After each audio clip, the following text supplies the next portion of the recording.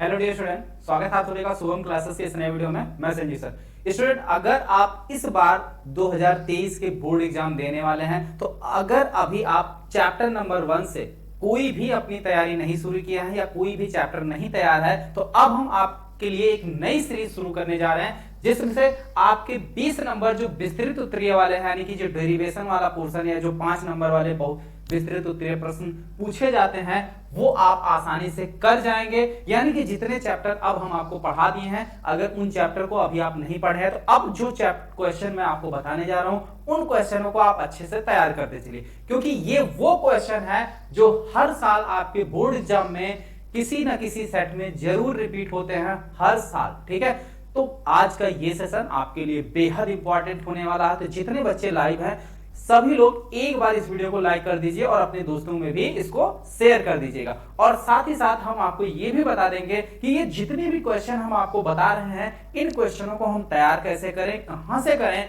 और ठीक है इसका क्या इंपॉर्टेंस है। तो जैसा कि हमने आपको यहां बताया कि ये आपके 20 नंबर एकदम कंफर्म करेंगे, यानी कि 70 नंबर के पेपर में 20 नंबर के क्वेश्चन जो है आपके विस्तृत उत्तरीय के होंगे जो इस सीरीज से आपको मिल जाएंगे। ठीक है, और इसी में से कुछ ऐसे भी क्वेश्चन होंगे जो आपके 3 नंबर में या 2 नंबर में पूछे जाएंगे। यानी ये मान के चलिए ये जो सीरीज स्टार्ट कर रहे हैं आपके हर एक चैप्टर के लिए इंपॉर्टेंट क्वेश्चन, इससे आपको कम से कम 35 से 40 नंबर का फायदा होगा। ठीक है, चलिए सबसे पहले हम बात करते हैं चैप्टर नंबर 1। ठीक है, पहले चैप्टर की अगर हम बात करें, ठीक है, पहला चैप्टर हमारा क्या है, अध्याय 1। यह है हमारा वैद्युत आवेश तथा क्षेत्र। वैद्युत आवेश तथा क्षेत्र इस चैप्टर की अगर हम बात करें तो इस चैप्टर से जो इंपॉर्टेंट आपके क्वेश्चन हैं वो हम बता दें कि हर साल आपके बोर्ड एग्जाम में पूछे जाते हैं और इन प्रश्नों को आप थोड़ा अच्छे से देख लीजिए।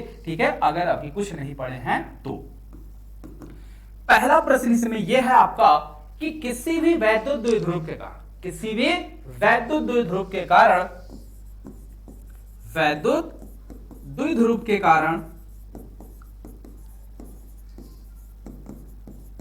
अक्षीय व निरक्षीय स्थिति में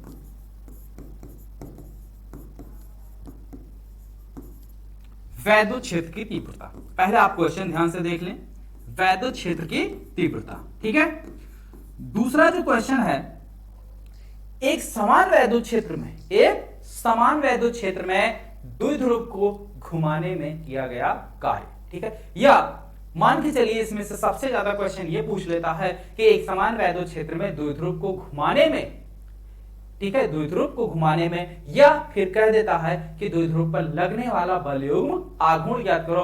अगर बलयुग्म आघूर्ण पूछा तो ये बहुत ज्यादा आसान हो जाएगा, लेकिन इसी को थोड़ा सा टफ करने के लिए आपसे पूछ सकता है कि द्विध्रुव को घुमाने में, ठीक है, जो ऊर्जा लगती है वही इसके अंदर स्थितिज ऊर्जा के रूप में स्थिर हो जाती है, यानी कि स्टोर हो जाती है। बस नाम यही बदल देगा कि वैद्युत द्विध्रुव की स्थितिज ऊर्जा कर देगा, तब आपको यहां पे कंफ्यूजन होगा कि वैद्युत द्विध्रुव की स्थितिज ऊर्जा हम निकाले कैसे।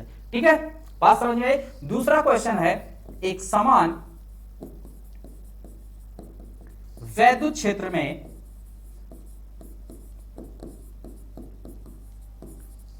द्विध्रुव को घुमाने में किया गया कार्य, घुमाने में किया गया कार्य, घुमाने में किया गया कार्य। अब ये जो घुमाने में किया गया कार्य है, यही कार्य उसके अंदर क्या होता है, स्थितिज ऊर्जा के रूप में स्टोर हो जाता है। एक ये कार्य और दूसरा ये कार्य होता है कि किसी वैद्युत क्षेत्र के अंदर द्विध्रुव को लाके रखने में जो काम करना पड़ता है। तो दोनों कार्यों को अगर हम जोड़ लेंगे तो कुल जो है कार्य हमको निकल आ जाएगा और यही कुल कार्य उसकी स्थितिज ऊर्जा होती है। ठीक है, तो उसके लिए आपको ये काम जरूर करना पड़ेगा। तीसरे अगर क्वेश्चन की बात करें, तीसरा जो क्वेश्चन है ये सबसे ज्यादा इंपॉर्टेंट है, मोस्ट इंपॉर्टेंट। ठीक है, मोस्ट कह सकते हैं या very very most important question कह सकते हैं इसको, गॉस की परिमेय और उसके अनुप्रयोग। ठीक है, गॉस की परिमेय के अनुप्रयोग। ठीक है, गॉस की परिमेय के अनुप्रयोग ये सबसे ज्यादा इंपॉर्टेंट है, इसको वेरी इंपॉर्टेंट ना कह के हम मोस्ट इंपॉर्टेंट भी कह सकते हैं। जितना मोस्ट आप लगाना चाहें लगा सकते हैं, वो भी कम है, ठीक है। यहां से हर साल कोई भी साल ऐसा नहीं गया है कि जहां से क्वेश्चन इस, ठीक है, इस टॉपिक से एग्जाम में क्वेश्चन ना रखे गए हों। तो इसके टोटल 3 अनुप्रयोग हैं, ठीक है। एक अनंत विस्तार की कोई चालक तार है, दूसरी अनंत विस्तार की समतल चादर है, और तीसरा जो है अगर कोई आवेशित गोला है, ठीक है, कोई आवेशित गोला है। अब अगर आवेशित चालक गोला है, अब इसमें 2 चीजें हैं, गोला अगर चालक है तब क्या होगा, अचालक है तब क्या होगा, ये भी केस 1, केस 2, केस 3 करके मैंने आपको बताया है, ठीक है। पहले आप क्वेश्चन देखें, उसके बाद अब आते हैं पहले चैप्टर से, बस पहले चैप्टर से केवल यही 3 सबसे इंपॉर्टेंट प्रश्न। अब आ जाओ दूसरे चैप्टर की। तो अगर अध्याय हम 2 की बात करें, देखिए अभी मैं क्वेश्चन आपको सिर्फ उतना ही बता रहा हूं जितना मैंने पढ़ाया है, बाकी अगर हम चाहें तो आपको पूरे बुक का भी बता सकते हैं, लेकिन पूरे बुक का क्वेश्चन बताने का मतलब ये हुआ कि ये समझ लो कि जैसे बंदर के हाथ में हमने आईफोन पकड़ा दिया, ठीक है, यही कहानी हो जाएगी। तो अगर अभी हम आपको पूरे बुक का इंपॉर्टेंट क्वेश्चन देंगे चैप्टर नंबर 1 से लेके पूरा 14 तक, तो एग्जांपल समझ रहे हो, वही बंदर के हाथ में आईफोन वाला कहानी हो जाएगा, ठीक है। तो वो सब छोड़िए, जितना भी हम आपको पढ़ा रहे हैं सिर्फ उतनी ही चीजें आपको प्रोवाइड कर रहे हैं जिससे आप आसानी से तैयार भी कर सको, ठीक। चलिए वापस आते हैं दूसरे चैप्टर पे। जो दूसरे चैप्टर का सबसे इंपॉर्टेंट क्वेश्चन है वो ये है कि किसी भी, ठीक, पहला तो इसमें आपका ये आ जाता है समांतर प्लेट संधारित्र, ठीक है, समांतर प्लेट संधारित्र की धारिता, ठीक है, यानी कि समांतर प्लेट संधारित्र की धारिता हम कैसे निकालते हैं, ठीक है। दूसरा जो सबसे इंपॉर्टेंट क्वेश्चन है, ठीक है, समांतर प्लेट संधारित्र या संधारित्र का ऊर्जा घनत्व, संधारित्र का ऊर्जा घनत्व, ठीक है।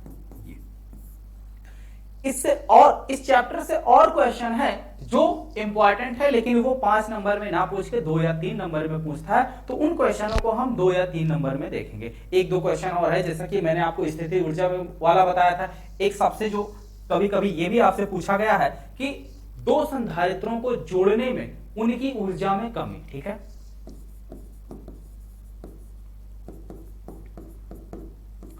संधारित्रों को जोड़ने में, ठीक है, या 2 संधारित्र लिख लीजिए, ज्यादा सही रहेगा। 2 संधारित्र को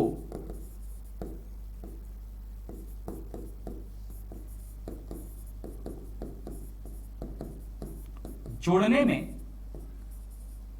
ऊर्जा की कमी, यानी कि कितनी ऊर्जा जो है लॉस होती है, कितनी ऊर्जा का ह्रास होता है, वो चीज हमें निकालना है, ठीक है।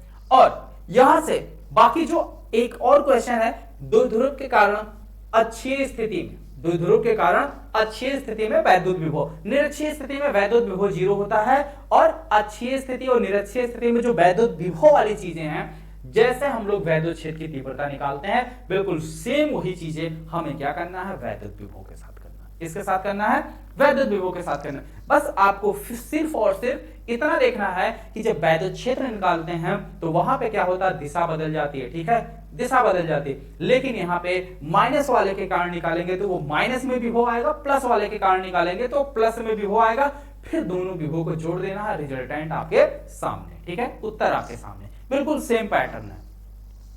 अब आते हैं तीसरे चैप्टर की, जो मैंने आपको पढ़ाया है विद्युत धारा, ठीक है। अब आते हैं 3rd चैप्टर पे, अध्याय 3rd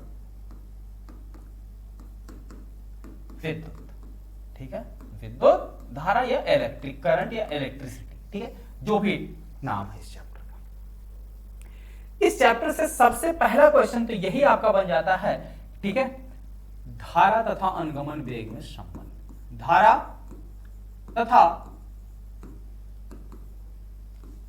अनुगमन वेग में संबंध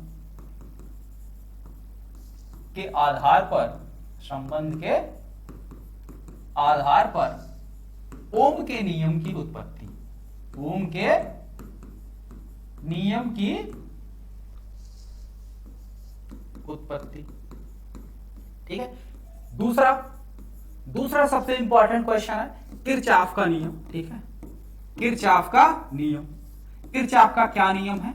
इसमें भी पहला नियम उतना इंपॉर्टेंट नहीं है जितना दूसरा नियम बेहद इंपॉर्टेंट है, किरचॉफ का नियम। अगर आप ये सेशन पूरा शुरू से लेकर लास्ट तक देख रहे हैं तो ये समझ लीजिए जो आपके पहले, दूसरे और तीसरे चैप्टर हैं जो आपके मिस हो गए हैं, वो आप तैयार नहीं कर पाए हैं, उनको आप अच्छी तरीके से कम समय में तैयार कर सकते हैं, क्योंकि उन चैप्टर से यही सिलेक्टेड क्वेश्चन है। ठीक है, नेक्स्ट बात करें अगर तीसरा, व्हीटस्टोन सेतु, व्हीटस्टोन सेतु और विभव मापी। चौथा जो क्वेश्चन है वो हमारा है विभव मापी। ठीक है, विभव मापी व्हीटस्टोन सेतु जैसा है, ठीक उसी पैटर्न पर आपका काम करता है मीटर सेतु। तो कभी कभी मीटर सेतु या व्हीटस्टोन सेतु दोनों में से किसी ना किसी एक पर क्वेश्चन उठा के रख देता, क्या करता है, न्यूमेरिकल पूछ लेता। तो न्यूमेरिकल भी आप बेटा तभी सॉल्व कर सकते हो जब आपके ये चीजें क्लियर हो। ठीक है, इतनी बात समझ में आई? तो ये रहे आपके चैप्टर नंबर 1 से लेके चैप्टर नंबर 3, चैप्टर नंबर 3 तक आपको पढ़ाया मैंने।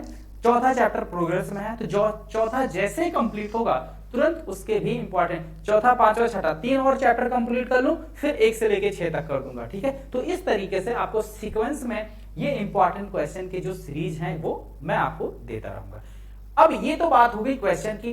अब जो सबसे अहम सवाल है वो ये है कि इनको हम तैयार कैसे करें, इनको हम तैयार कैसे करें। तो इनको तैयार करने के लिए सबसे बड़ी बात यह है कि जो बच्चे ऐप ज्वाइन किए हैं, ठीक है, ठीक है, जितने भी बच्चे टॉप 100 बैच ज्वाइन किए हैं वो दोनों के लिए बता रहे हैं, जो किए हैं, जो नहीं ज्वाइन किए हैं, दोनों की बात है।